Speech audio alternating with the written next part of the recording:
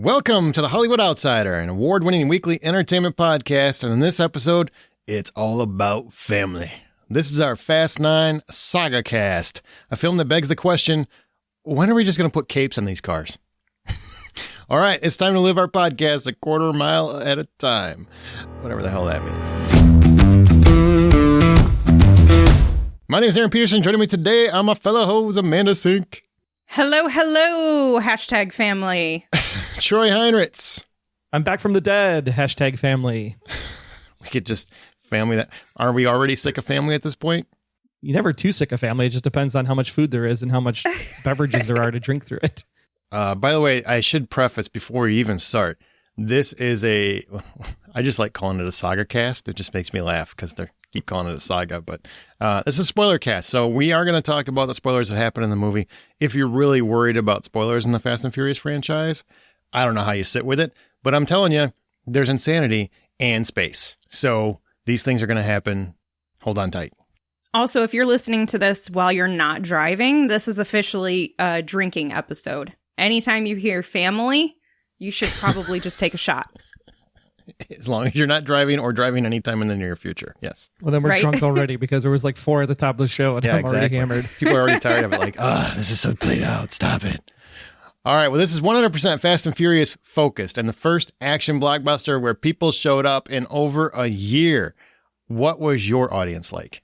My audience was packed, to be quite honest. And I was a little bit taken aback by that because when I booked my tickets, I saw the little X's on the thing and I didn't even notice that the no signs weren't on the digital ticketing. So when I sat down on my seat, I was like, oh, we're doing that now where someone's going to sit next to me. That's a little weird. And of course I sat next to someone who was probably, 10, 12 years old. And I was like, great, this is awesome. They're going to be on their phone the whole time. They weren't even alive when the first movie was out. But thankfully, she actually laughed. She laughed through the whole thing, and she thoroughly enjoyed herself. So did you throw in "You don't deserve to be here, child"? Did you throw one of those out there like a real? But old the person I came with, she checked her phone twice during the movie, and I was like, "Come on, like seriously." That's when you get rid of that person. You say you're no longer allowed to go to movies with me. I'm going to go with the 12-year-old next to me from now on. Come on. Exactly. She's at least respectful. Same, but they enjoyed it. The crowd was into it. They had a lot of fun with it, etc. Yeah, most people laughed at the exact same spots. You heard a couple people like, "Oh my god, that's awesome." But you had other people that were like, "That is freaking ridiculous." Did they laugh every time somebody said Toretto? Because we did in our audience for sure. Because they're a Toretto. What? He's not Superman. You don't deserve the Toretto name. It's so ridiculous. I'm like, basically, if you really ask people around LA, they're like, "Oh, Torettos, yeah, they're criminals. They used to steal DVD players in the area. Then they turned into master criminals across the world. Now they're super spies or something." Yeah, that's what I heard. That's the Torettos. Yeah, but theater wise, the concession line was like super long. So thank God for A-List and all the Premier membership access to get your snacks pretty quickly. And I think it was probably instead of 10% filled in the pandemic times, this was only 10% empty. Wow. It was pretty packed. Oh, wow. That's awesome. Amanda, how about you? Well, I had my best friend and my brother and sister-in-law come with, and they were sitting next to each other, and it was just kind of hilarious to watch them live react to it because they hadn't seen the last movie, the 8th one, and so they're trying to like figure things out and sort things out, but at the same time, they're just anybody's reaction to the Ludacris, I'll say, haha, wink, wink, moments in this movie, it just Touché. got everybody like, what the hell? That was awesome and ridiculous, and we don't even care that it doesn't make sense. Yeah, man, there was, my wife had a wonderful laugh for all the spots that I think were supposed to be awesome. She just like laughed out loud. like how ridiculous it was. And yeah, I had so many things and where I was like, man, should I be laughing at this? Like, should I laugh at this? Because are they in on the joke now? Is this the Ferris Bueller? Are they literally winking at the camera at this point? You know, where did they do it? And everybody seemed to be laughing and enjoying the same moments, even when they were rolling their eyes, which was fascinating to me. I'm like, we just Yeah. You either accept these movies or you don't. I've listened to a couple other reviews of this film, and my God, they take this film too seriously. I'm like, I don't know what series you've been watching where you think you need to dissect it that much. Like, relax, go watch something else, because this obviously was not meant for you. And I'm not saying that there aren't dumb things in here. There's a lot of dumb things in here. On the same token, what did you think has been happening for the last few films? I mean, it's getting increasingly more ridiculous.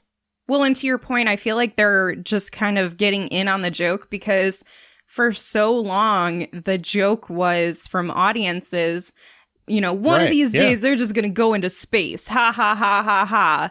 And that was like the whole thing coming into this, is that they announced that they were officially going into space. And we're just like, hold on, wait a second. What? That was a joke. We didn't mean for you to take that seriously. And here you are. By the way, a few years ago, I said ride dinosaurs because they're both Universal movies. So all I want is for them to go to Jurassic Park and ride dinosaurs. So if they're taking this stuff literally, I want that to happen. You already work Minions in. I want that to happen. Horribly bad. Yeah, there's 2 more movies that totally could happen. Yes. When we're talking about Fast and Furious, let's talk about the series in general. Where are you with the series, like walking into it? Love it, hate it, like it?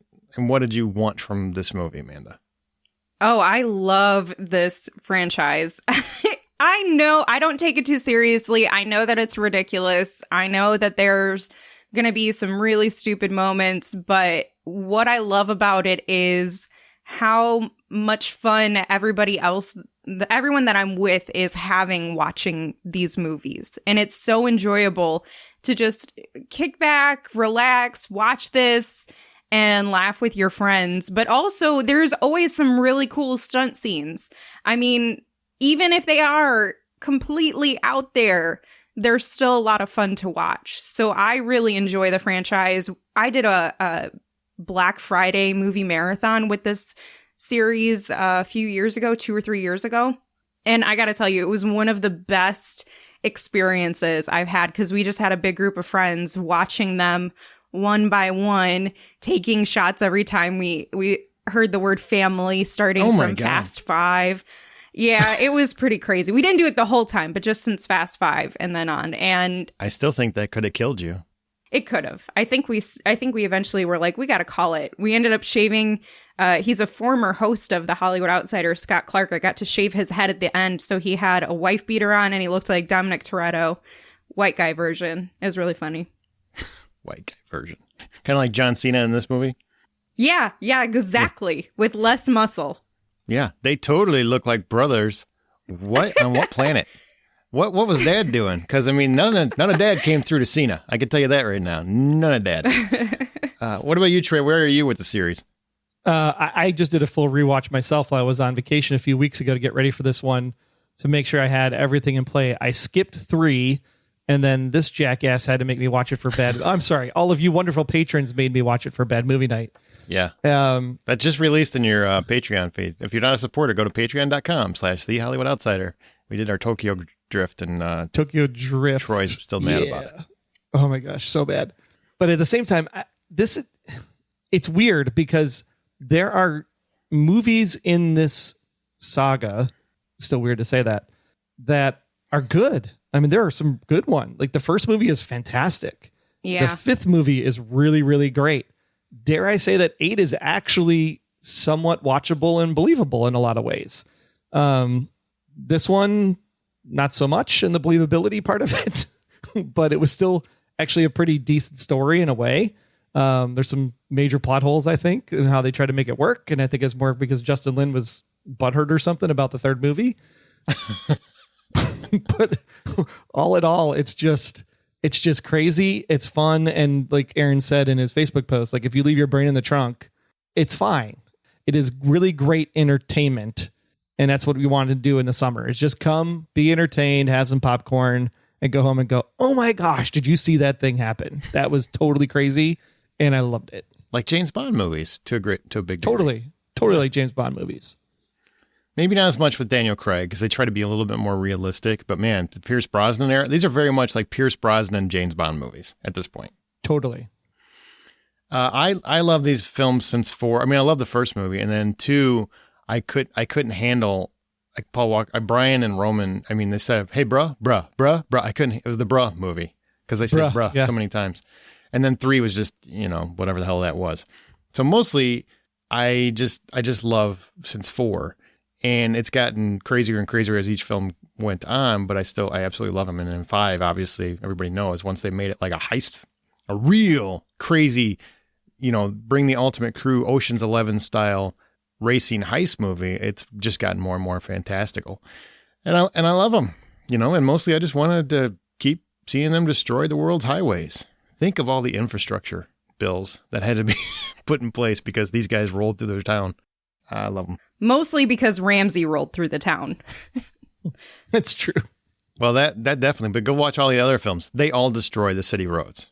Every one of them. They should not be allowed near cars. Like, I don't understand. I mean, they think they're great racers. I'm like, you're not very respectful. That's what I'm saying. I mean, you guys are very, very dangerous for infrastructure. You cause problems. And you cause people. A lot of problems. I would say that they're equivalent of what all of us are when we play Grand Theft Auto games. Well, there's one movie. What was it? Like, Dom just stomped on a parking garage and it collapsed. I'm like, come on, man. I mean, there's cars there. They all lost cars. And here they're becoming a threat to society at some point because here they had this magnet thing and they're ripping out like things from buildings and stuff like file cabinets and everything else. I'm like, these should all have blood all over them because there were people in those buildings. There were people literally in the way and not a single person was harmed in the making of this movie. Exactly. There should be nothing but innards and heads flying around. Like, was someone decapitated in that building? What happened?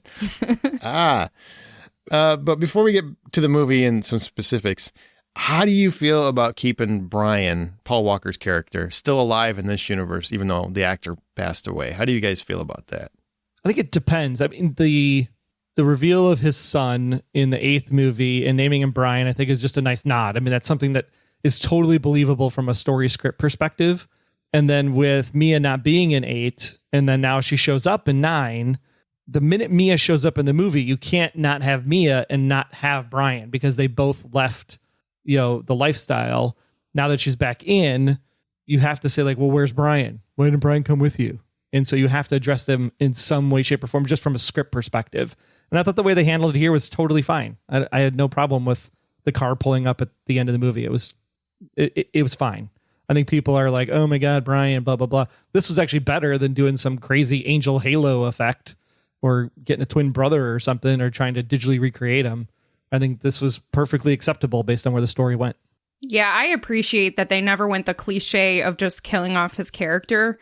He had an abrupt death that was in the middle of filming, if I'm not mistaken. And so they've handled it really great the entire way.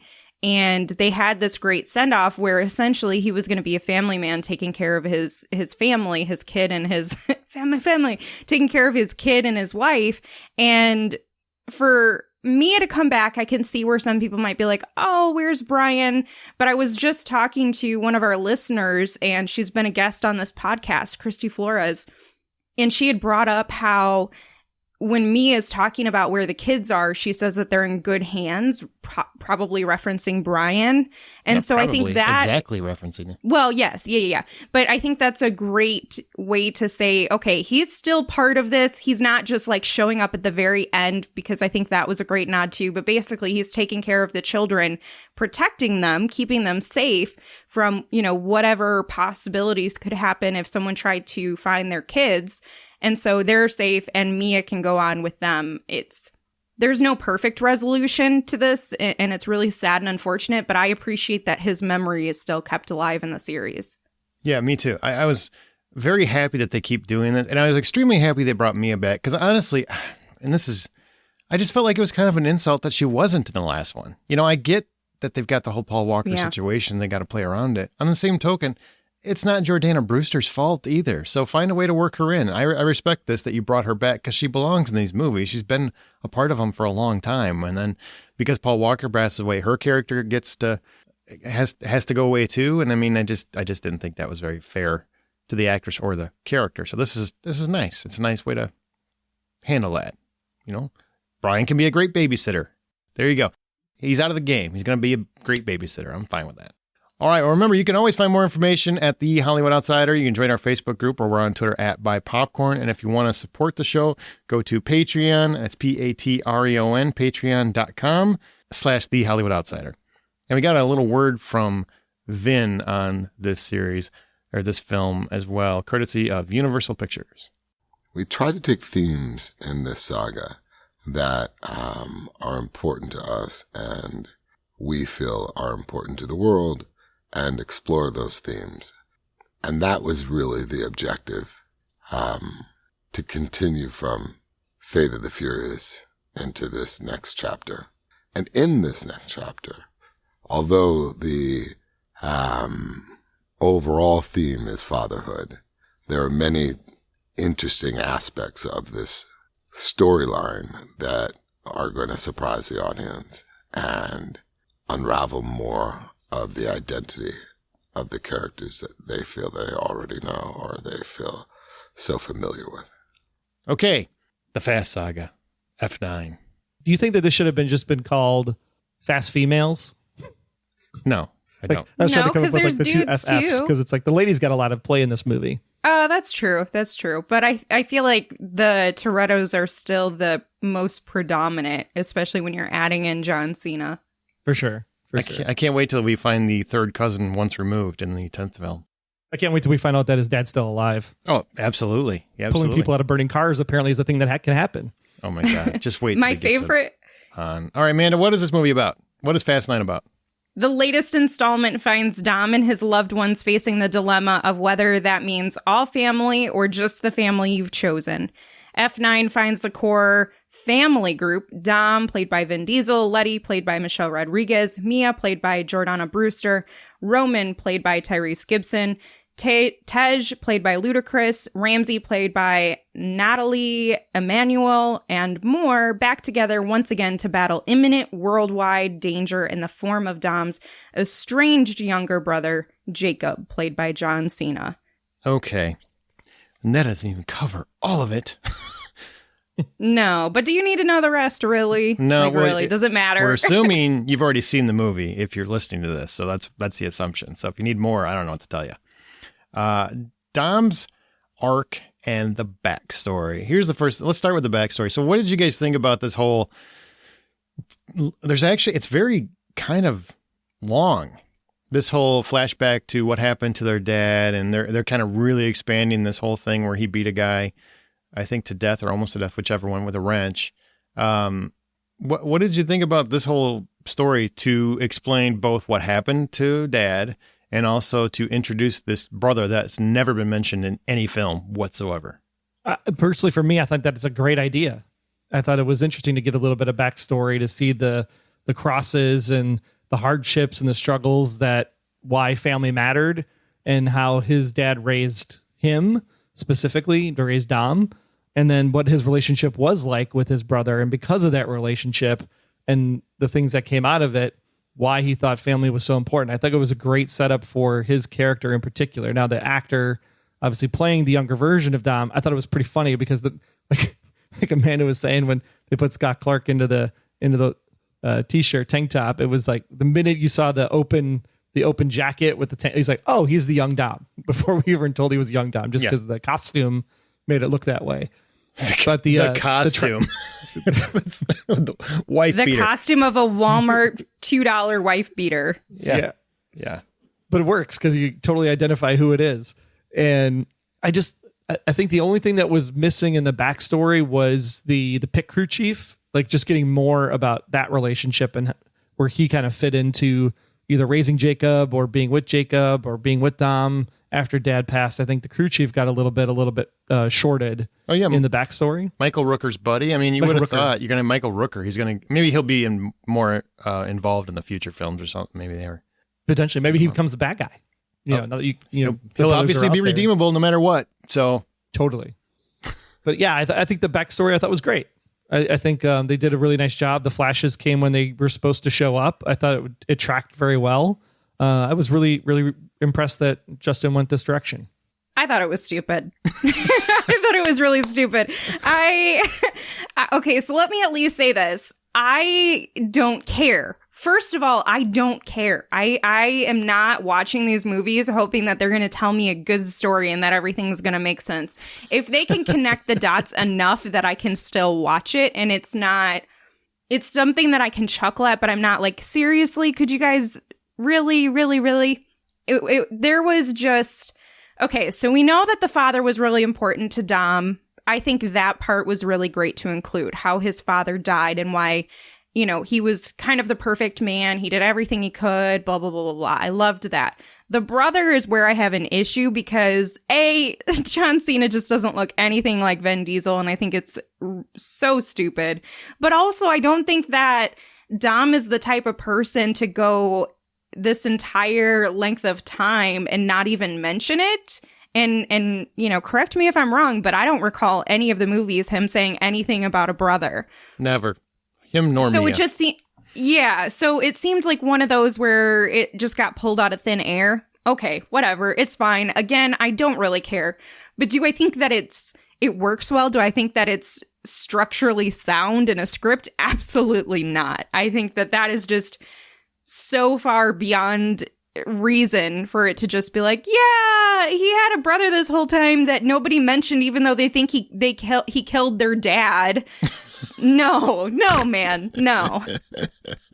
I think if they would have done something a little different with it, and maybe he just had resent for Dom because Dom was taken care of and maybe the brother wasn't taken care of and he went missing or something. I don't know. I think that maybe would have played a little bit better than he thought his brother killed his dad, you know? So I just kind of laugh at it and then I move on because I don't mind. It's part of the Fast and the Furious franchise to have some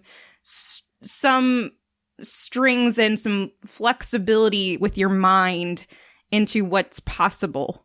Right. I was kind of on board with the backstory for most of the movie. I'm like, all right, this is interesting. It went on way too long. It was probably like Troy always says, it was 20 minutes too long. There was just too much of the backstory. And then there's a moment, I think it's near the end, obviously, but where Jakob is telling Dom why he didn't tell him, and like, Dad made me promise never to tell you or something like that. And I'm like, well, you just did. So yeah, that was a waste of 20 years or whatever it's been. What a ridiculous story. It wasn't Buddy that told him. That would have made more sense. Like Buddy finally tells him or something like that. I just got to, end it. And the fact that he told him then, and I'm like, well, then you should have just told him at the time. Could have gotten this all straightened out way back when. Seems like a really wasted plot point right there and a whole lot of family squabbles for nothing. Yeah, I laughed out loud when that happened. And I think I said out loud, you just told him. Because he's like, I promised I wouldn't say anything. I had to promise Dad and I didn't do it. And it's like, okay, but the whole conversation right now is you breaking that promise. Yeah, you're literally doing it right now. Ugh, I guess it doesn't mean that much to you, especially because it wasn't in like a high stakes situation. It was just him trying to like put it in his face because it's like, you want to know the truth? I'll tell you the truth. Urgh. So, yeah, it just. And I love that he went his own way and he becomes a super spy. Like apparently it's in the bloodline. It's just, they're all going to be there. It's just in the DNA. Jesus. Because, the Torettos. Can't keep a Toretto down. It's just funny. I do, in terms of Dom himself, there's this whole, this whole fatherhood, I guess, theme in this movie where they're kind of looking at, he wants to give up this life. He wants to be a good dad. And then they're realizing that that's not who they are. Meanwhile, him and Letty, who really are the parents at this point, put themselves in imminent danger at any given second, regardless, apparently thinking not about that kid at all, little Brian. And it was amazing to me, like, how quickly he was able to drop this kid off at Brian's house. So he must live just down the street from this farm, right? Like, that was just a fascinating... I'm like, you got there really quick, and you changed your mind super fast. And apparently Brian's at the ready. He's like, oh, you're just going to drop the kid off? You're going to go save the world. Okay, cool. I'll just be here with all these kids. I'll just hang out. Just be here with all these damn kids. Have fun. Like I said, the females know where their priorities are. The dads are staying at home for a change. It's good. Right. And then there's like Brian's moments, just a stay-at-home dad. Now I love that. I'm not kidding at the beginning when I said that they just should put capes on these cars. These are officially superhero movies now. Like, there's no debating it anymore. There's just no debating it. It was in the script. Yeah. They were all like, "Hey, do you think there's something weird? Like, I don't even have a scratch on me. Am I invincible?" But they have that moment where they're, where Dom and everybody escapes. Then Dom shuts the door on Letty for no reason. He could have just shut that. Obviously, it was locked behind him because she's staying there the whole time watching him fight. So why not just lock it behind yourself, idiot? Anyway, so they have this big fight, and he takes on, I don't know, 47 guys roughly, and he basically brings the whole thing down. And of course, there's a vat of water at the bottom, but he fell very, very far, right? Like, you guys remember this scene where I'm talking about? Where I remember all of it. Where he died for the 800th time in the series. Yeah, exactly. And then Letty, apparently, she just took a swan dive because we couldn't see down at the bottom of that thing.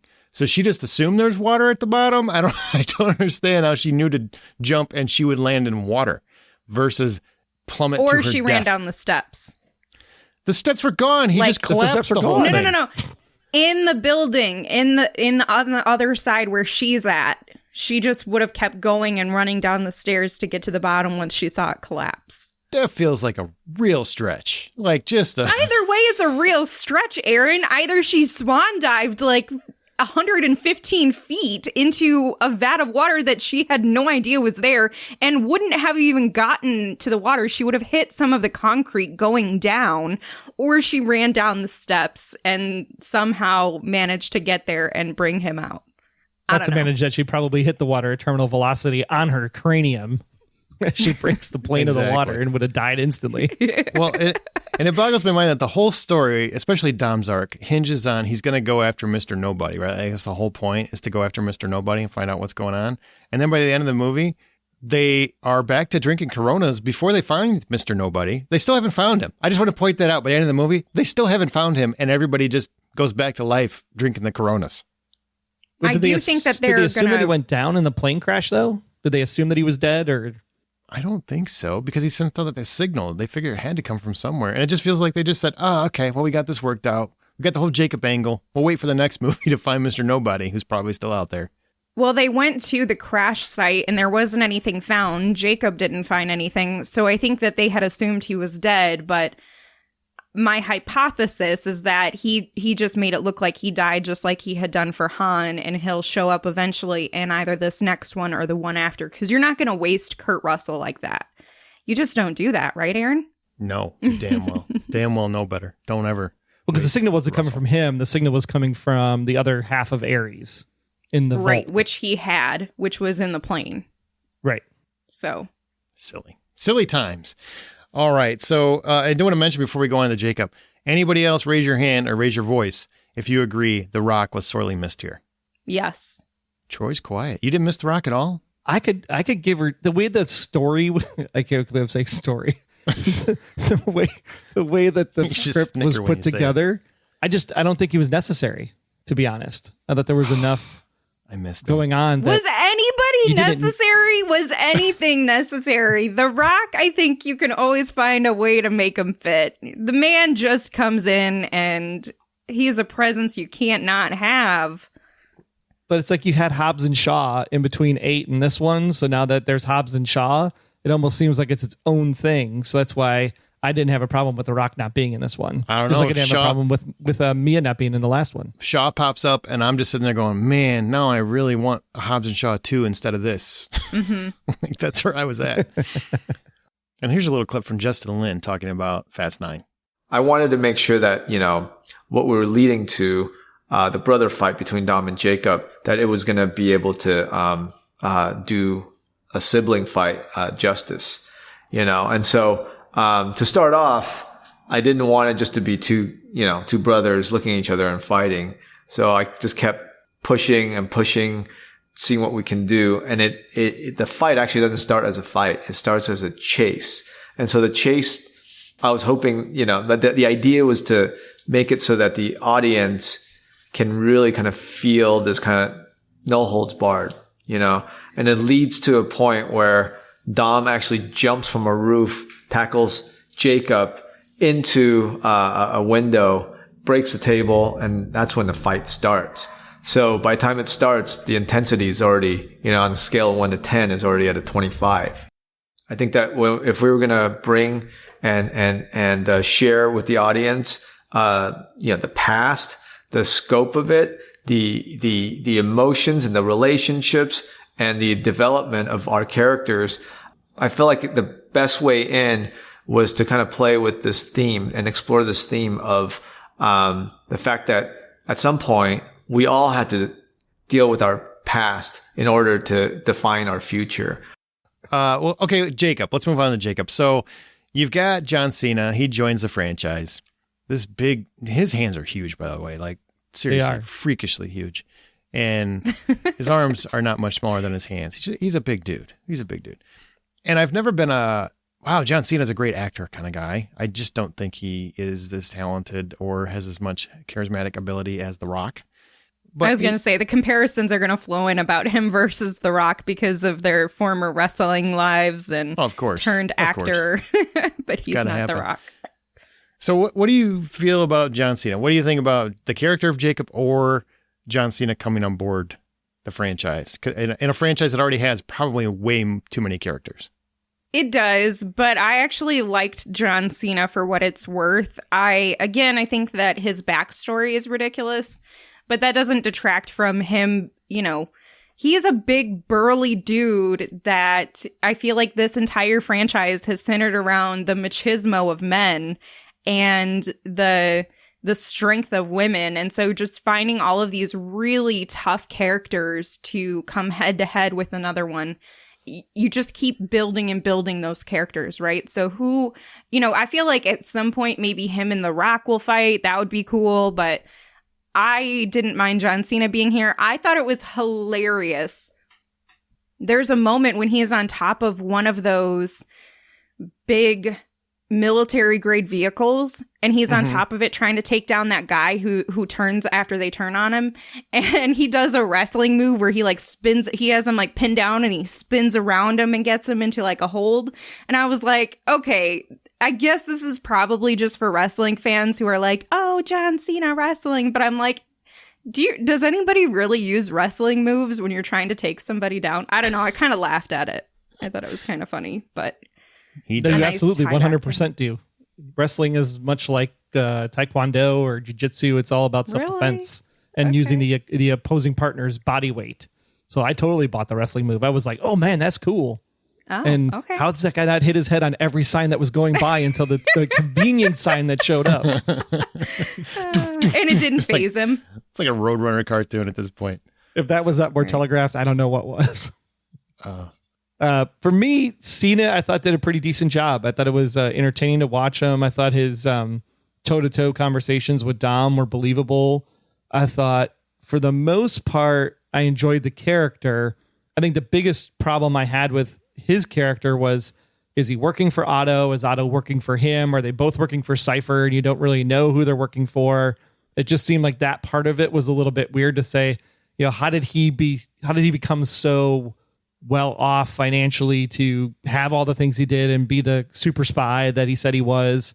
There just wasn't a lot of that backstory. They did the good, this is why they're brothers backstory, but they missed the part of how he became a super spy. So it was kind of hard to believe him when he's all like, this is my place. I've been running my operation out of here for years. It's like, okay, where have you been for 8 years then? Apparently, Mr. Nobody is really invested in these Torettos. He's just like, I was going to do everything. That's why I'm starting to think that Mr. Nobody's actually his dad. Well, we saw his dad now, so it can't be his dad. Maybe it's John Cena's dad, because I do, like, Cypher makes a comment about you look very Nordic, as in maybe you're adopted or something. That was kind of what the comment was. Maybe that's all connected. You're right. Okay, I'm seeing it. That's cool. I'm Cena in it. That's bad. You're Cena it? I seen it. I'm going to keep going until it works. This is ridiculous. Yeah, so ridiculous. I like John Cena actually in this. I thought he was decent. I really dug the action scene where he's zipping around. He's ziplining across the town. I thought that was great. Minus the whole how did Dom get there and nail him right at the second when he's flying over on his zip line. I'm like, okay, that's ridiculous, but still, I mean, these movies are fully 100% ridiculous. But yeah, I like them in the world, and I was kind of curious to see where they go from here. And I think they didn't go too far against where brothers would almost kill each other. I'm glad they didn't go there because I don't think Dom would do that even to family. So, that was good. Yeah, the one gun, double gun move. I thought that was pretty slick. Which one? When Cena's pointing the gun at him, and then Vin Diesel grabs the gun, and as he grabs the gun, Cena pulls out a second gun, so they had the gun-to-gun face-off. Oh yeah. But that was a pretty nice move. I like that one. It was, except it led to the whole biometrics thing, which was damn ridiculous. Like, wait, it certainly was. You can track him because he got the what? What are you talking about? Well, this is biometrics. And like, you're just making science up now. You're like, that's not how this shit works. Oh my God, can we, since we're talking about the absurdities of some of this stuff, can we talk about how there's a moment where when they're looking at Mr. Nobody's video and they zoom in on the cross and they somehow unpixelate it I hate to that. clarity? No, I freaking hate it. It's like, that's not how this works. You cannot make a picture clearer. You cannot. Pixels are pixels. You can't make it clearer. Well, you can. It's called digital interpolation in order to make it fill in the blanks to make it clear. But you can't. It's not. It doesn't look like a damn picture. It's not picture perfect. It basically globs it all together. Yeah. Okay. But you know what? You just have to swallow it. It's these movies. So it's every movie. What did you think about Letty and Mia's arc here? Like, they both missed this life. They're obviously tired of being mother hens. They're just like, they just want to leave their kids with Brian and go save the world. What do you think about this? And I'm not laughing at it. I think it's cool. On the same token, I'm like, poor Brian, this poor son of a bitch is just sitting there going, everybody's dropping their kids off. This sucks. Letty, I totally bought. Yeah, Michelle Rodriguez's character has always been about the streets, about the racing, about the cars. Mia, I have no idea why she was even in the movie, to be quite honest, other than the fact that because it's her brother that they're trying to chase down, it felt like they had to bring her in because it's, family. But if it wasn't for that, like, Mia wouldn't belong in the movie at all. So I don't buy the fact that she missed the lifestyle one bit. Michelle Rodriguez did a fantastic job as always. I completely think that she could have a movie all on her own without Dom, and it would totally carry. I think it was just fantastic that the ladies actually had some stuff to do that wasn't just, standing around looking pretty either. I thought they totally kicked ass in that one sequence when they're all getting chased down and the three of them are all working together when they're trying to find the key. Elle's character. I thought that was really, really fantastic. And I can't wait to see more of what these ladies can do at the end of the day, because I thought it was super fantastic. You could literally do an all-female movie and it would be awesome. Yeah, I'm all about the girl power in this movie. I also think that it's so crazy to think that we're also surprised that these women are going to put behind their children for a moment to go and do some of this stuff, but we don't ever question it for men because of just the way that society has been structured for so many years in terms of traditional norms. But I feel like this movie is trying to show, hey, that's not really the case. Like, there are plenty of women who are like, I love my kids, I love my family, but I'm going to go take care of business where I need to take care of business, whether that's out at work or here. And I feel like that's just what they were trying to show. At the same time, for Mia's character, I didn't feel like it was about her missing the streets or anything. I felt like when she said that she arrived and she's like, I couldn't not be here, like, I have to be here, I felt like it was because it involved so much of her family and that history. And if anyone is going to temper the waters between these brothers and try to keep everyone safe, it's going to be her. Having the sister in between the two brothers who's like, no, let's not do this. They don't want to hit their sister. They are going to calm down a little bit with her around and listening to her in some respect. And so I feel like that's really what her intention and role was just not to be missing this whole thing. I loved it. I thought it was great to have Mia. Like I said earlier, it bothered me that Mia wasn't part of the story anymore just because she went off and had kids. I'm like, because Brian could watch them. I think it's funny that Brian's got them all the time now. I think it's hilarious because he was into it very hardcore too, but obviously, he can't be there. So, but I'm glad she's there. I think it's important. And Letty, I really kind of liked how they told that story. I feel like too often in movies like this, they kind of paint, because I think, Amanda, you were alluding to it, because you're a woman, you would be more comfortable just being mom. Like, she should just be relegated to this motherly role and not miss what she loved doing most of her life. And I like that. I'm like, you know what? I love this kid. Yeah, your little Brian's great, but I miss doing this. You know, I miss being this. Like, I didn't sign up to raise your kid that just showed up in the last movie, you know? So I kind of respected that. I thought that was an interesting way to go because it's honest in a way. I also, speaking of Letty, I really loved the way they portrayed her as basically the stepmom because she never tried to take over the role of mom. She tried to make sure that Brian understood who her mom was and they honored that memory of her. And just how much work goes into the role of being a step-parent is often overlooked. And I think this was a nice glimpse into that as well. Because she was taking care of Brian as if it were her own child. And that never stopped. She cared about him. She loves him and all of that. But she also honored who the biological mother is, which I thought was sweet. She could have been really pissed and, you know, bitter and resentful or, you know, tried to take ownership, if you will. But she respected some of those boundaries. Yeah, the line she threw up there was that you have to go after her. She's the woman that killed your son's mother. Yeah. Not your ex-wife, not your former lover, like specifically called out that's the person that was raising your son. Yeah. And if they bring her back, I'm going to be pissed because she got a bullet to the head. So if it just missed her brain, I'm going to be pissed. I'm just going to be pissed.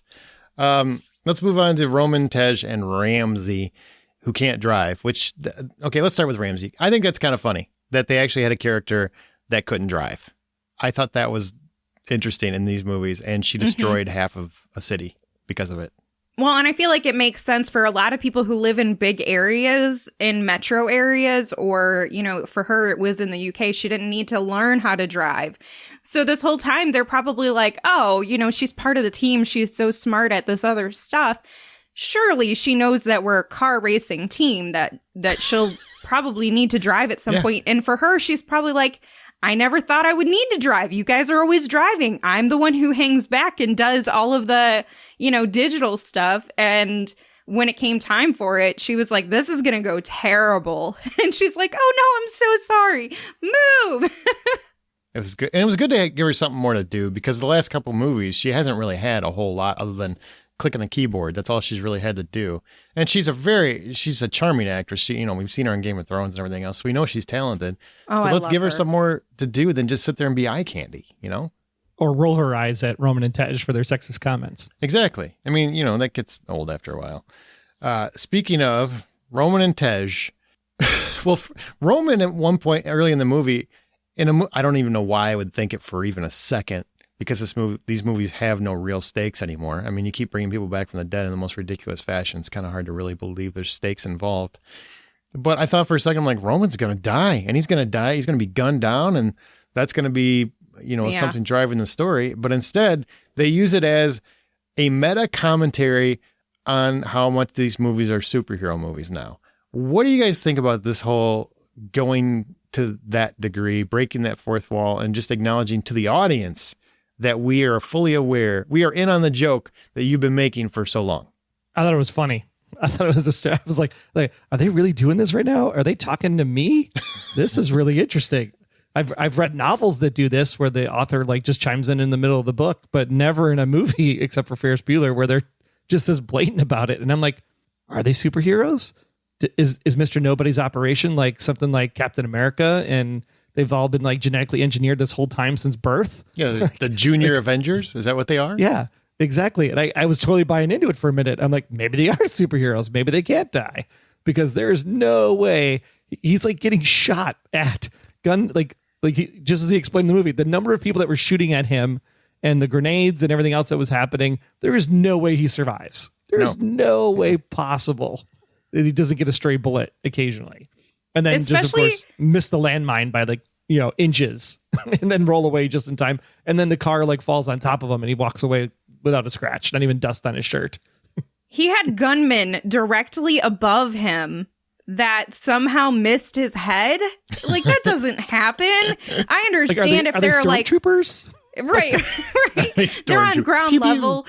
they're around you, whatever, and they shoot the vest. Okay, that I can get. But there was like 3 or 4 of them directly above his head shooting downward at him. And I'm like, you don't just miss a headshot unless you're the worst gunman in existence. So it was just very crazy. But I don't know. I feel like this one took itself the least seriously. I don't even know if that's the proper sentence for this, but I felt like a lot of the other Fast and the Furious movies knew that they were being really extra, but they didn't go too far into the joke. Like they were still kind of trying to take it seriously as a movie. This one felt like a real shift, especially with Roman and Tej, who are just so far out there. You know, the things that they're doing, the survival tactics, if you want to call it that, their abilities to not die. And this is where it felt like they are officially in on the joke, and these are no longer to be taken seriously as movies. And I'm still not sure how I feel about that, because up until this point, I've really enjoyed that there was a level of seriousness to them in some way. You know, there was a possibility for some of this stuff. Like, okay, it's ridiculous, but maybe. And here they're like, no, let's just push it to the furthest point possible and then make a joke about it. And I'm still not sure how I sit on that, but it's a very clear direction that Justin Lin made for this film. Yeah, and let's be very, very clear on what happens.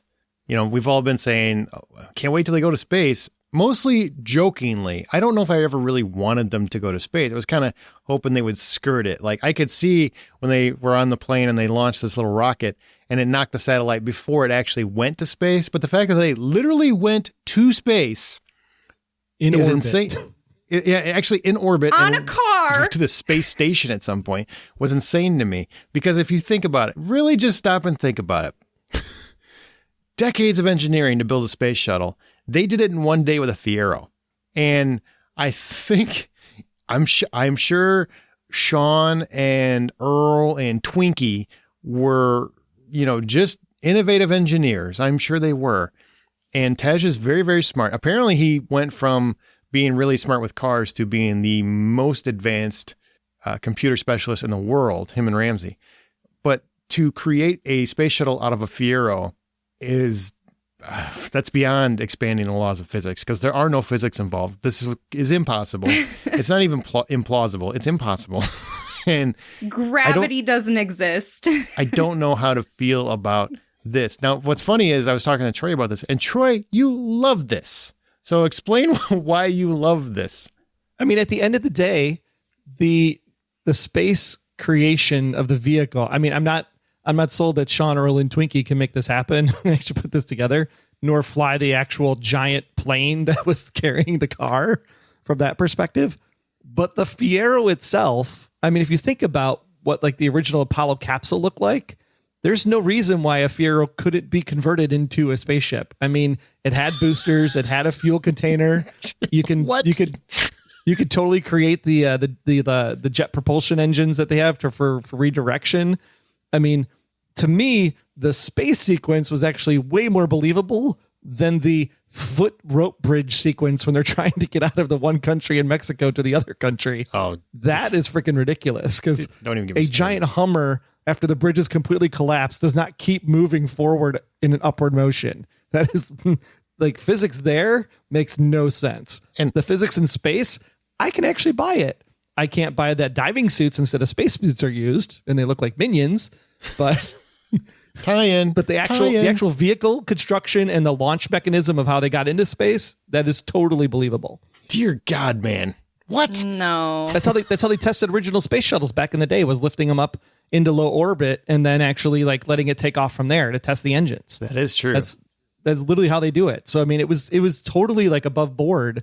I mean, whether you can completely airtight seal a Ferrero like you can in the Apollo capsule, maybe debatable, but at the same time, physically it made sense. Maybe. And duct tape, like duct tape is the solution to keeping you safe? I don't think so. It's what you put on a biohazard suit if you're in a situation in a biohazard containment facility. That's true. Oh my God, you're making logic out of this. I don't like this. You're making me think it's plausible again. Ah! Now, the fact that the Fiero actually survives going through the satellite to get to the International Space Station without any engines to course correct itself to get there, that's completely ridiculous. I think he steered too. He did. You saw him actually move the wheel. I was like, what are you doing? He steered. And you agree that it's movement in space? Like, it seemed like it was just in space. I don't know. Things operate differently because of the lack of gravity. So it just seems like it didn't, like, that's not how things work. It's the opposite, because in space, everything operates exactly the same way because there's no gravity. Until you have an opposite reaction to push you some other way, all you do is float. Like hitting the satellite and you just stay in that same spot where you just hit it? I don't know. That didn't seem realistic to me. Well, you got to remember, when you're looking at it from a space perspective, everything looks like you're sitting still because the Earth is orbiting and turning below you. But in theory, you're the one that's actually moving. It's all based on perspective of where you're standing. Troy is actually trying to drop a scientific debate on this insane nonsense. Because I loved it. I don't know, it was man. awesome. I'm buying into it. The best part of the movie. You know what? You love that. I'm not taking away from it. It was a moment where I'm just like, this is, you either got to be on board or you got to leave. I really believe that at that moment. I'm like, you're either on board with these films at this point or you should leave, because, jumping the shark doesn't even come close to where this is. So you're either on board or you're not. And if you're not, then just shut up about it. You didn't like it, fine. We don't need to tell us how stupid we are because we do. If you do like it, then enjoy it. Just live it up and just laugh that, man, they went to space. Okay. And Troy has there's an argument there, I guess.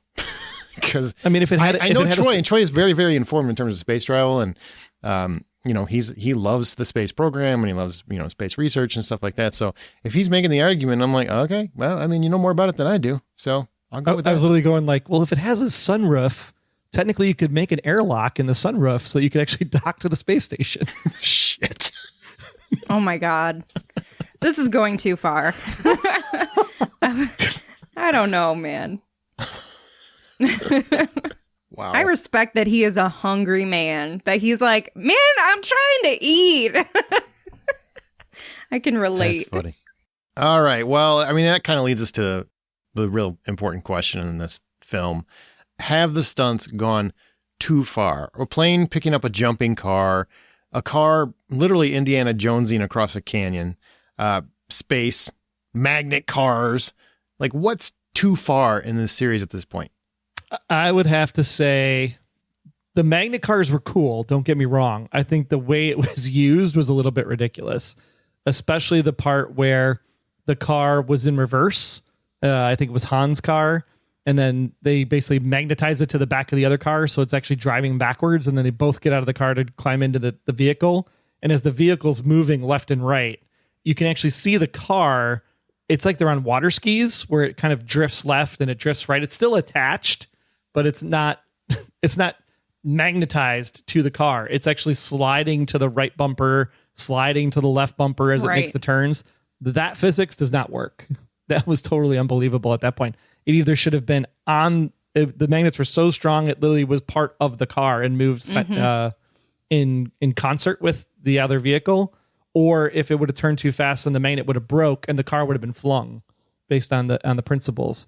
The canyon sequence. Well, hang on. Let's the magnets. Yeah. I just want to point out, they built them in record time. Like, apparently in one day they managed to build a space shuttle and they created magnets in all these cars, but they just understand the technology about like yesterday, and like Home Depot is carrying these things in stock or something, and they become technically experts in how to utilize them as well in record time. What is happening? I don't understand. Everybody's an expert in everything overnight now. Well, you had Ramsey and you had Tej, and they had the magnets inside of the bunker, which technically was Jakob's bunker. So I get it, but they're all using they are flipping those buttons like they've been doing this for 10 years. They are skilled at this magnet thing. That'll probably never come up in any other movie that we see in this series. So don't you think that was probably more of a stretch than the space shuttle, I think. It's just polarity, plus and minus. Turn up the plus, turn down the minus. Damn it, I can't argue with you anymore. I can't do it. But isn't there something, and I can't get too far into this, but if you're talking about the polarity, isn't it something about how, like, I feel like it didn't attach to every single car. There was something where it was selective. It had selective polarity in terms of attracting certain things. It attracted lots of things that should have flown through people's bodies, but that didn't happen. That's the part that I was like, especially the one guy when he's like standing inside the store, right inside the window, and then everything like flies right by him. I'm like, how is nothing hitting this guy? And he's knocking him on his butt. Yeah, he would have holes through him. He would look like Swiss cheese when you look back at him. Maybe he does. They just didn't show that part. Now the ejection part of the magnets, that's totally unbelievable. Because once you turn the polarity the other way, it would just fall down right where it was. It wouldn't actually like push outward to repel. Right. So that was a little, the repelling part was a little bit of the unbelievable physics, but it was coolish. As long as it was cool.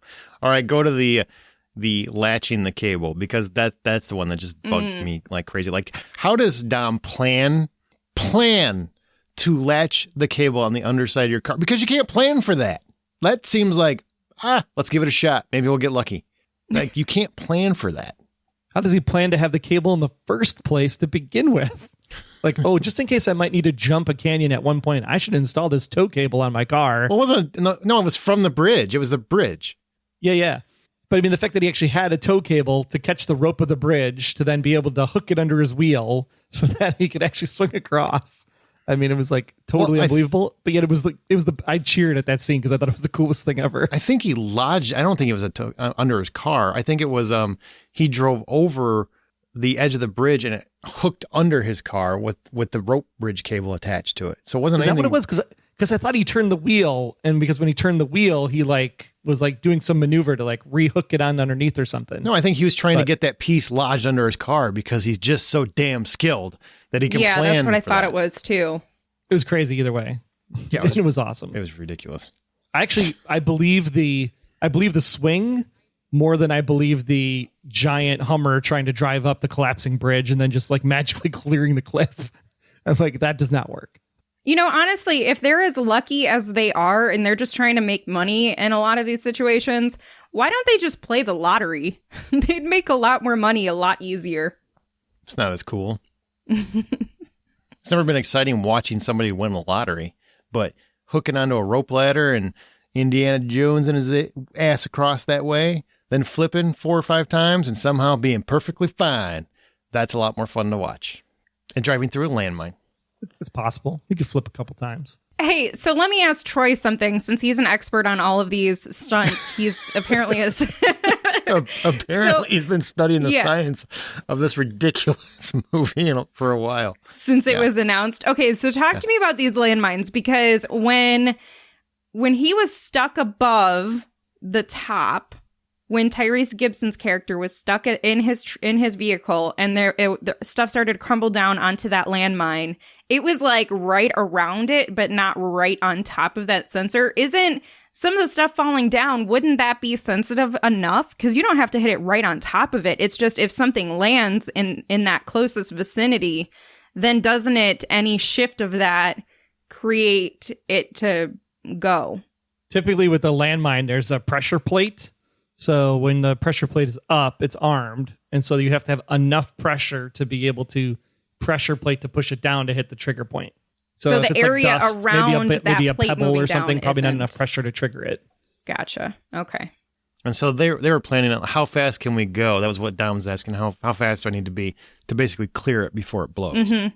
Yeah. Right. Because there's a pressure plate, there's a click, there's the ignition. I mean, it's milliseconds, right? But at the same time, if you're going fast enough, you'd be at least clear enough that it'll explode, but it'll just push you forward because you'll get some of the dirt movement rather than the actual explosive itself.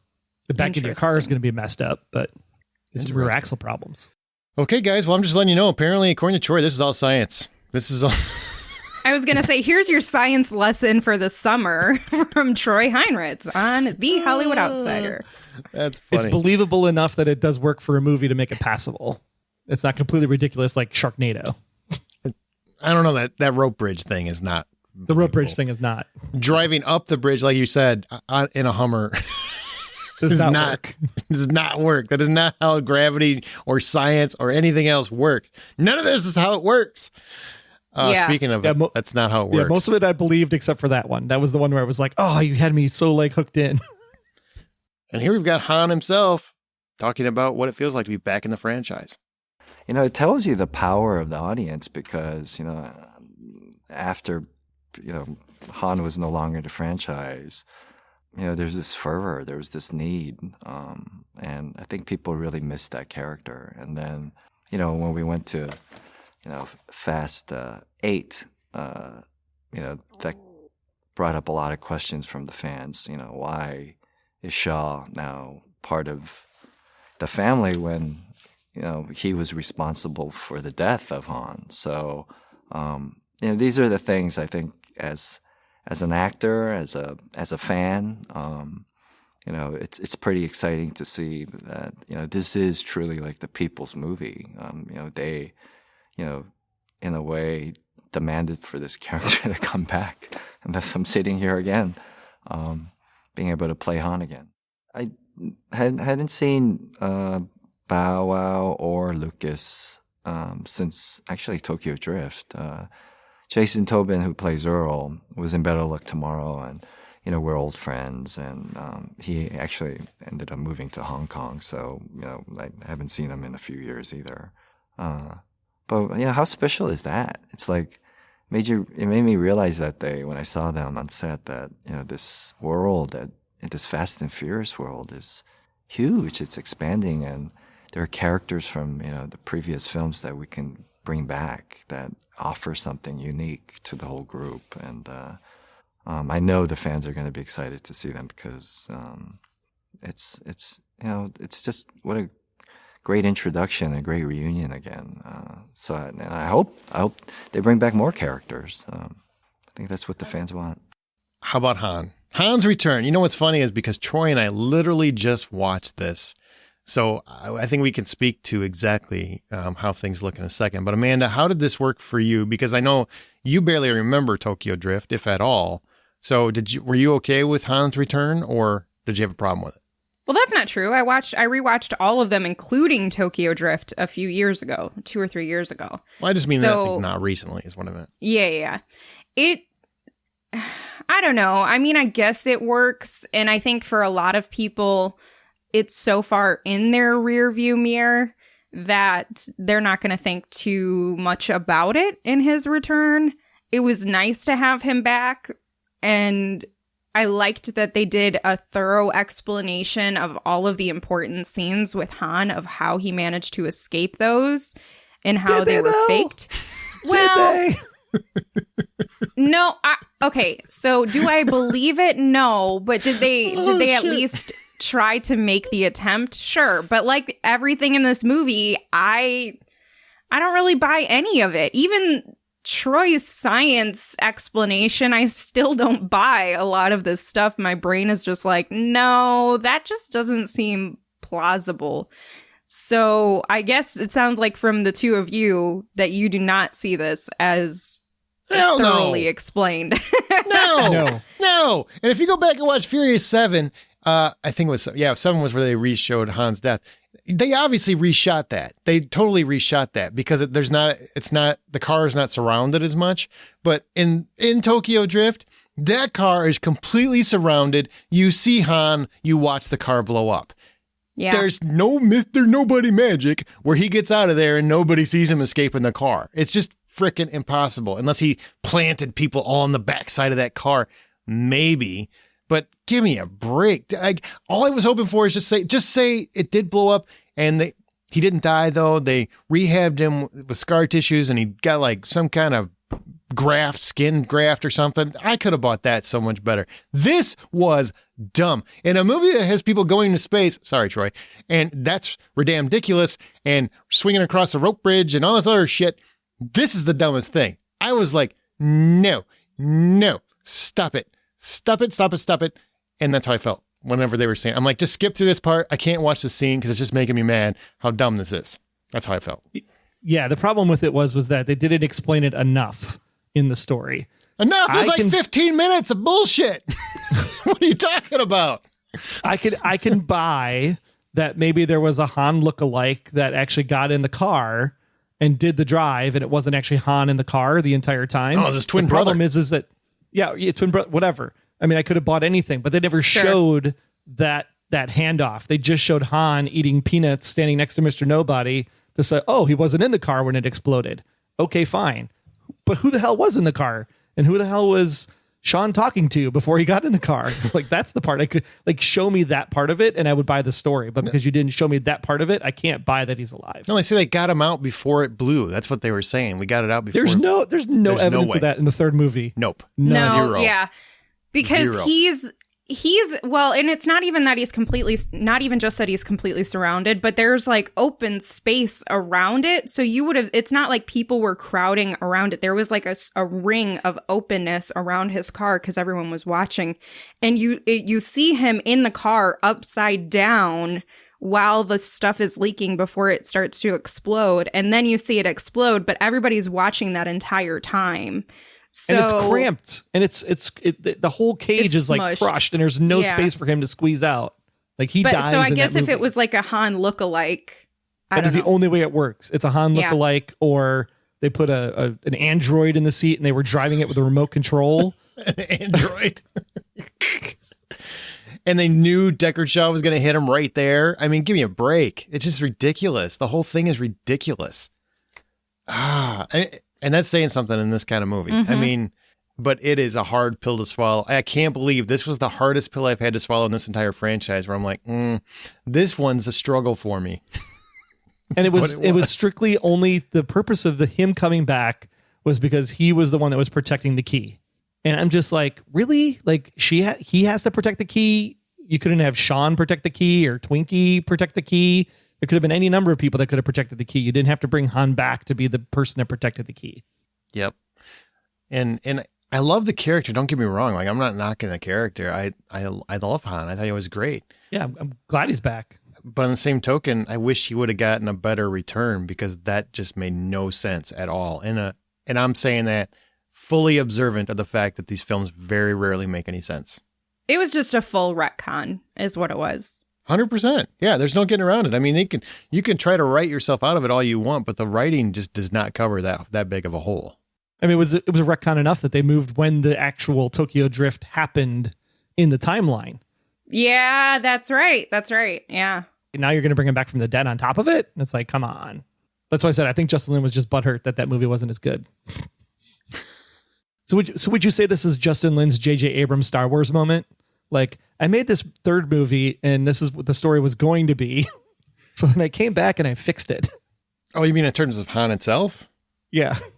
I feel like he realized after the fact that Han was a very popular character, and this is just based on interviews and stuff that I have seen, that he wanted to bring him back for the fans across the world. Yeah. That's all it was. Yeah. So any other issues or favorite scenes or moments? No, I was thoroughly entertained the entire time. I think we covered off on most of them. I totally called the drone at the end. Like, she was never in that plane to begin with. I didn't. That actually got me. That actually got me. Oh, wow. Yeah, It got me actually too. did. I didn't get that either. Yeah. It was a great twist, though. I love the twist, because as soon as I'm like, oh, that was clever. I like that a lot. That was great. Yeah, I figured someone that's a computer hacker scientist, one step ahead, especially with the whole, what was it? Communication theory line that she gives Dom in the 8th movie about the only actions you can control are your own. Mm-hmm. And so like she took the reins and said, I'm going to control the actions and I'm going to be in the fight without having to be in the fight. And I thought that was brilliant. And, Otto is dead, right? Otto's dead, if I remember right. He's dead, I think. I thought he so. was. Yeah, I think so. Yeah, he was a worthless character. I didn't like him anyway. The financer of everything. He was annoying as all get out. Yeah, he was. sucked. Yeah, I couldn't sucked. stand him. But Cypher, I really like Cypher, even though her haircut's ridiculous. I like Cypher. Charlize and I like Theron that we still, is the only person who can pull this off. Yeah, I agree with that. I liked her hair better in this one than the dreadlocks from the other one. God, it's so bad. Like, who let this happen? Somebody stop it. Charlize deserves better. Maybe they're just doing it on purpose. Like, look, everybody thinks you're going to look gorgeous with no matter what your hair looks like. Let's try everything that goes against your beauty. and we'll see if we can pull it off. And she keeps doing it. She keeps nailing it. She's so pretty. It's so stupid. But I literally just put a bowl on her head, just cut around it. So I really like that they still at least have one character that is bad, that isn't fully redeemable and everything else. Like, she is kind of evil in this world, and obviously going to be important in the future. So I really dig that. Yeah, I like Charlize Theron, and I like seeing her be the bad girl. And I like that the villain is, you get two sides of the coin here. You're getting some really strong women, both who are really family oriented, but also badasses. And also on the other side, ones that are just downright evil and just very selfish. And it's all about her own interests. I also have a big issue with the fact that they just made Tokyo Drift the most important movie in the entire saga. Because you have Sean, Earl, and Twinkie in this movie, and they build the freaking spaceship. Plus, you have them showing up at Dom's house, getting rebuilt at the end, and they're sitting at the family table having grace with all of them. And I'm like, oh my gosh, is Hillbilly and Earl and Twinkie going to be in these movies going forward? Because that is not something I asked for.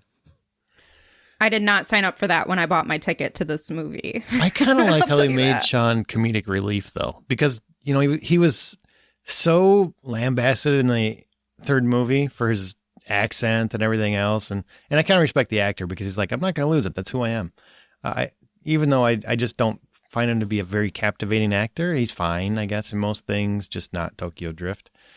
But in the same token, I kind of like they made him kind of ridiculous in this one. And it was fun. It kind of works. I thought he was really fun in this movie. I thought, I like Sean in the character in this movie, Lucas Black's character. And I did love somebody actually acknowledging, you actually went by the name Twinkie at one point. You know, I just thought that joke was spot on. That was hilarious. Yeah. That was spot on. There's one thing, like when this movie was over, this is the thing I thought about the most. And I have to point this out because I was laughing so hard just thinking back about it. Everybody in this movie has earpieces at all times. They're constantly talking to each other through earpieces. At one point, Ramsey's talking to them in space through an earpiece. And apparently, like, what great technology she has. But every time you see Dom talking to him, it's through a walkie-talkie. And all I can picture is Vin Diesel showing up going, hey, I need a sparring partner. I need somebody to show my emotion too. I need to let the audiences know I'm serious. So he's always yelling at this walkie-talkie, and I'm like, is that even on the same frequency as the earpiece? I don't understand what's going on. Who else is listening in on your deep master plans of this big heist? And I would love in some future movie when he's doing that, when they're on their earpiece, and just somebody goes, Dom, you got to push the button. You got to push the button, Dom. We don't know what the plan is. You haven't been talking to us for 15 minutes because you didn't push the button. What are we supposed to do? That's what I would love to see. That's so true. It bugged me. All right, so there's 2 movies left. According to Vin Diesel, they have 2 movies left. There's a final one that they're split into 2 parts. You know, however they want to do it here. What do you want? Is that in addition to possibly a Han versus Shaw movie? Because that would be cool to watch. No, did we? Oh, we didn't even talk about that, did we? I skipped right over that. No. I'm sorry. How about that mid-credit scene between the Shaw and Han reunion? I will tell you, you were talking earlier about how it's no big deal. We didn't see The Rock. As soon as I saw Jason Statham beating that guy, and they had that great bit about, well, you already got the flash drive? He's like, yeah, I just need to get a workout in. I thought that was the best joke in the whole damn movie. It was so good. I loved that whole scene, and then him seeing Han. I thought that was great. How did you guys feel about that? Like, we're going to get that in the future.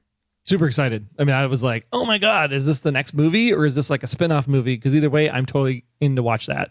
That's what I signed up for. If they're going to bring Han back, at least put the 2 of these guys together. Yeah, I would love to see that. Jason Statham punching this punching bag with a person inside of it, it took me by surprise. But when it happened, I was like, this is beautiful. I love this. This is not like, who thinks about doing that? And this man is just stuffed in here. And he just punches it when he walks away just to be cruel. Yeah, I loved that. I thought it was really great. And I hope that means that we're getting him in the next movie rather than just a spinoff. Yeah. Sadly for Aaron and I, the body bag bit has been seen before. Yeah, it was actually a big part of the Blacklist this past season, so it was kind of funny. I'm like, wow, this is really catching on. Oh. But all I kept thinking about when they're having that scene is I'm like, is this like a nod to Captain America? I mean, it really felt like a nod to that post-credit stinger of Captain America where he's beating the shit out of a bag and then Nick Fury walks in. Yeah. Yep. So that's good. I didn't know if that because was... they're superheroes. Exactly. That's what I'm saying. Like, I didn't know. Is that intentional? Are you guys doing this intentionally? Because that's kind of funny. I mean, I thought it was funny. Okay, so 2 movies left. What do you want out of the remaining 2 films, Amanda?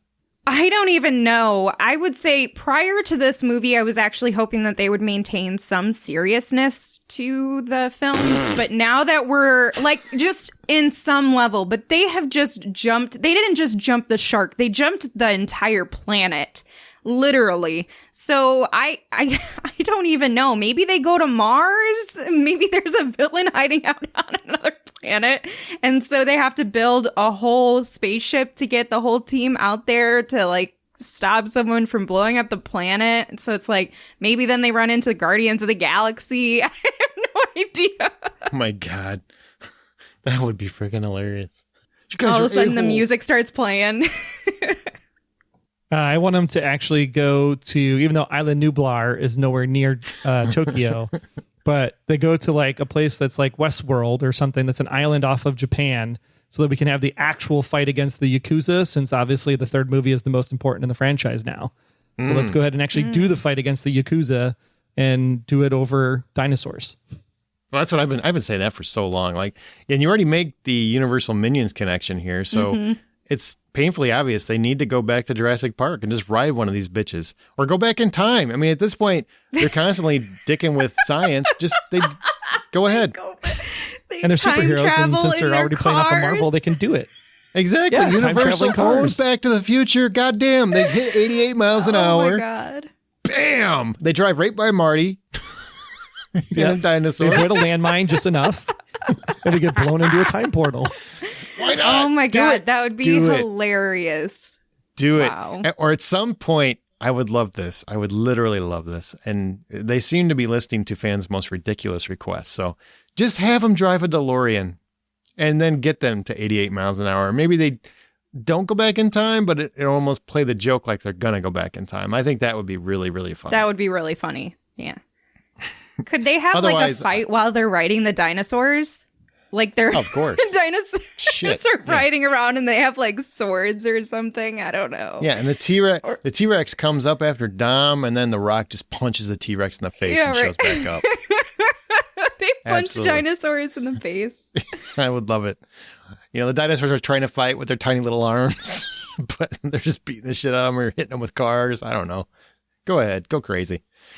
I do hope, though, for the finale movie, though, they bring it back into some kind of like reality and have like a good blending of like the first movie and the 5th movie, where it's a true actual story that you could totally somewhat be believable and just have a really good story behind it. I think that'd be great. I really, really kind of wish they would lean more back into Fast 5. I mean, the reason why that's everybody's favorite movie is because it did have that perfect combination of being grounded and outrageous at the same time.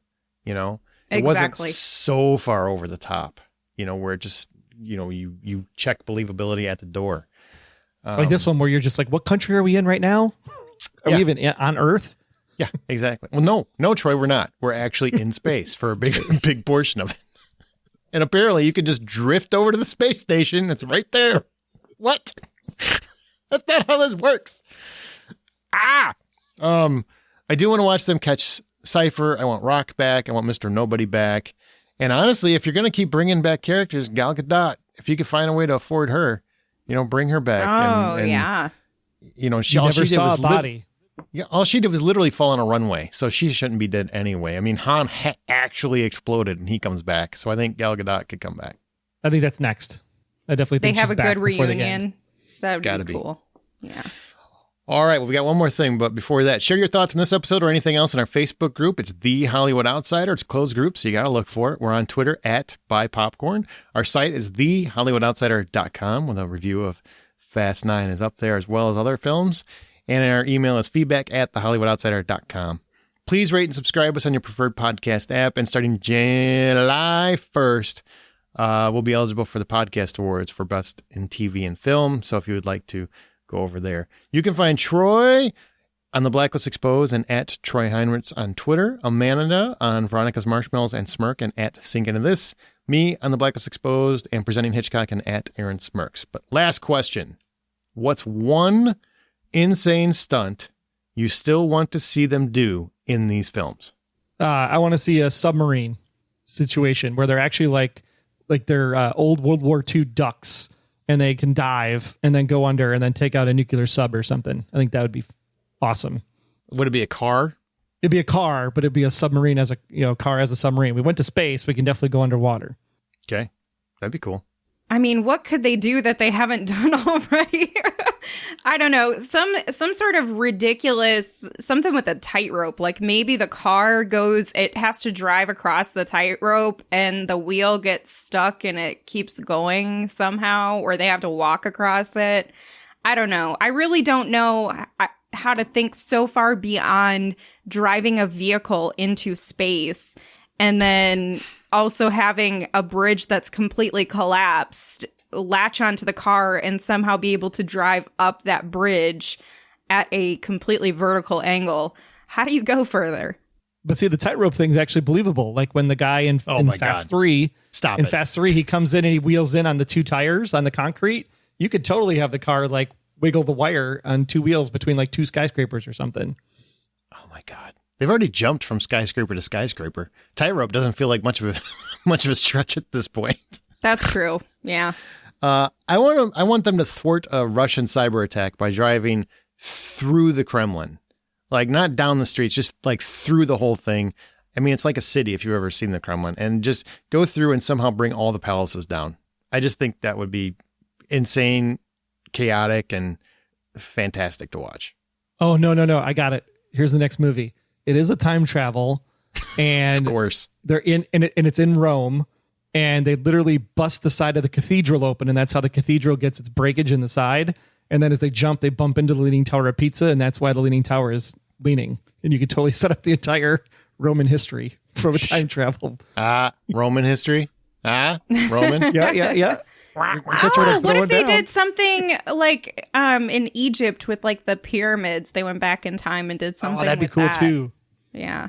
I think we're getting a little too happy with going back in time because now they're going to end up hearing this and doing it because they seem to think those are the great ideas, the most outlandish. Guys, we just heard this. And remember, Universal owns Back to the Future. We can do this.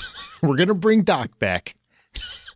And we're going to go back. It's going to be like Avengers. It's totally going to be like Avengers Endgame, where they're like, oh, we just ruined it. The world got screwed. And then like 5 years later, hey, we found this guy named Doc. He thinks he can get us back to 6 years ago. We just got to go 88 miles an hour. Exactly. By the way, does anyone have access to plutonium? Or just some garbage from the back of Dom's house? Exactly. All right. Anything more on Fast 9? Oh, I shoot. Score. Final score. If $10 is full price of admission, what do you give Fast 9, F9, the Fast Saga? Troy. $7.50. Okay. Amanda? 6. Yeah, I give $6. I mean, everything was fun to watch, but it's still ridiculous. And it's not the best one they've had in the last, 4 or 5 movies, so. No, it's not. My God, there's so many damn movies in this franchise.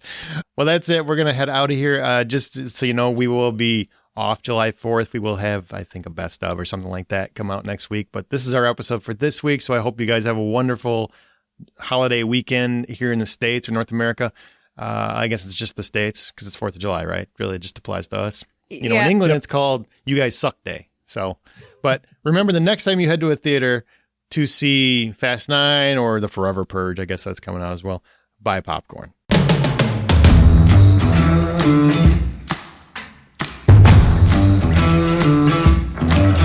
So John Cena, come back, you think? For sure?